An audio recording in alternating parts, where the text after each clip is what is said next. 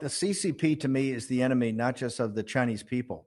It's the enemy of the United States citizens, but it's also the enemy of mankind. I mean, and you represent to me the very best in the example of the new Chinese. I remember your I think it was your mother got a COVID, and you were so concerned about her. Everything you did, you put your life on hold to be there for her and to reach out. I remember at the time, we were all of us were working together to help your mother. To me, that epitomizes the new China. It's love of family. It's a love of the traditional family. It's a love of your parents and your ancestors that came before you and everything that they did to make sure that you could have all the opportunities today. The Chinese Communist Party, because it's a mafia, it's not a legitimate government, right? And it is suppressed and tried to steal all the value from the Chinese people. And it doesn't care how many Chinese people die, right? It has that same attitude to the American people and to all mankind. They are atheists. They're materialist. They don't believe in faith. They don't believe in spiritual. They don't believe in God. And all they want is power, right? Temporal power on this earth at this time in the spirit of the Chinese people, and is exemplified by your fight for your mother. You put your whole life on hold to make sure that your mother was taken care of. And I can tell you, my brother and sister had the CCP virus, and Miles went out of his way. Immediately when I talked to Miles, Miles immediately had a couple of volunteers drive to like North Carolina to get my sister, who had severe cancer, to make sure she had hydroxychloroquine and ivermectin, and she got better in a couple of days. That's the spirit of the new China. The spirit of the new China is your example of just being there for your mother nonstop, and nothing was more important in your life than to make sure that your mother was taken care of, right?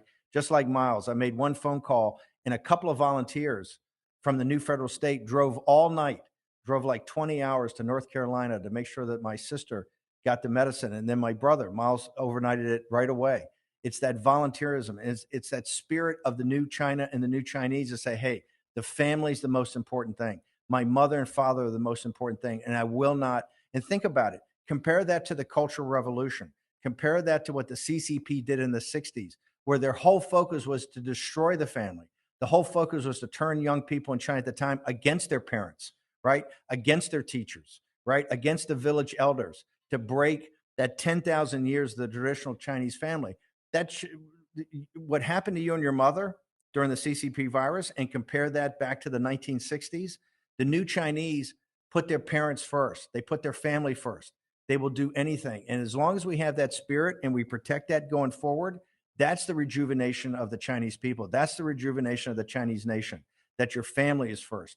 Your parents are first. And in doing that, you make China great again, right? And so that, if we keep that spirit and keep protecting that spirit under the rule of law, you're clearly, the Chinese people are going to take down the CCP, because the new Chinese will not allow the Chinese Communist Party to come and destroy the family, to come and destroy your parents like they tried to during the Cultural Revolution.